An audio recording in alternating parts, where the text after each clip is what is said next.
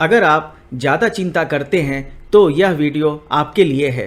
इस वीडियो को देखने के बाद आपकी चिंता जरूर दूर हो जाएगी। वीडियो देखने से पहले भगवान के भक्त कृपया वीडियो को अवश्य लाइक कर दें। चैनल पर आप नए हैं तो चैनल को सब्सक्राइब करके नोटिफिकेशन बेल को दबा दें, जिससे हमारे नए वीडियो की जानकारी आपको तुरंत मिल सके।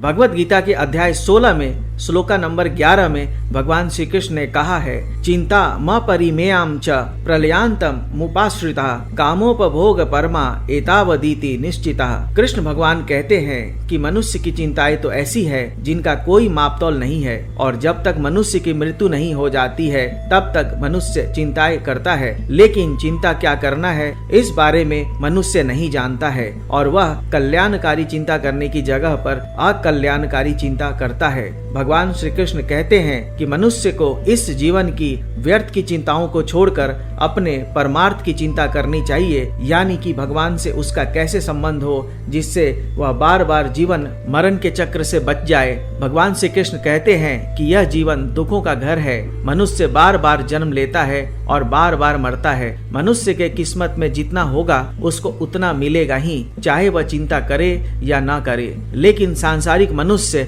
अपने सुख सुविधाओं को लेकर व्यर्थ की चिंता करता रहता है। उसे लगता है कि उसे सुखी रहना है तो उसे खूब सारा धन चाहिए, और वह रुपये पैसे जमीन जायदाद के लिए चिंता करता रहता है, क्योंकि मनुष्य को लगता है कि यह जो जीवन मिला है इसमें खूब सारा सुख को भोग ले, और जो कुछ भी है वही जीवन है। इस जीवन के बाद कुछ भी नहीं है, और मरने के बाद भी कोई जिंदगी है, यह सब बेकार की बातें हैं। इसलिए मनुष्य व्यर्थ की चिंता करता रहता है कि हम कैसे जिएंगे, हमारे बिना बाल बच्चों व माता पिता का क्या होगा, हमारा मान आदर प्रतिष्ठा इज्जत और प्रसिद्धि नाम आदि कैसे बने रहेंगे, मरने के बाद हमारे परिवार का क्या होगा, मरने के बाद धन संपत्ति जमीन जायदाद का क्या होगा, धन की कमी से कैसे घर चलेगा, आदि आदि। भगवान श्री कृष्ण कहते हैं कि यह सब बेकार की चिंताएं हैं, क्योंकि कितना भी धन हो जमीन जायदाद हो तो भी सबको इसे छोड़कर एक न एक दिन मरना ही है। इस संसार में आए हैं तो हमारा गुजर बसर जरूर होगा,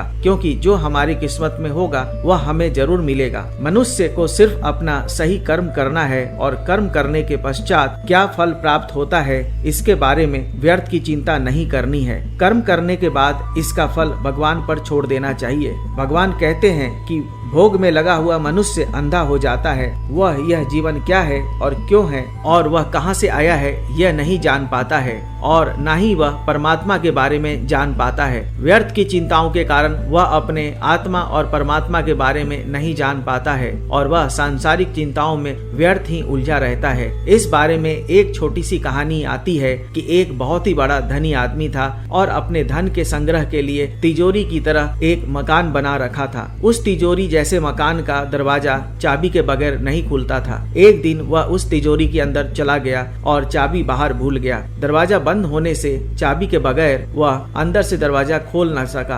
अंदर वह अन्न जल और हवा के बगैर मरने लगा। मरते समय उसने यह लिखा कि इतनी धन संपत्ति जमीन जायदाद के रहते हुए भी मैं मर रहा हूँ। कहने का तात्पर्य यह है कि रुपया पैसा जमीन जायदाद होने के बावजूद भी सबको एक दिन मरना ही है, और सब कुछ यही छोड़कर चले जाना है। जब जीवन की सच्चाई यही है तो क्यों न हम अपने कर्म को करें, लेकिन उस कर्म के फल को लेकर हम व्यर्थ की चिंता ना करें। और अगर चिंता करें तो हमारा कल्याण कैसे हो, अर्थात इस जीवन के बाद हमारा कैसे उद्धार हो, इसके लिए परमात्मा प्राप्ति के लिए चिंता करें। ऐसा करने से हमारी सारी चिंताएं मिट जाएगी और हमें वास्तविक सुख का एहसास होगा। इस वीडियो के बारे में आपका क्या विचार है यह हमें कमेंट्स करके बताएं। जय राधा कृष्णा।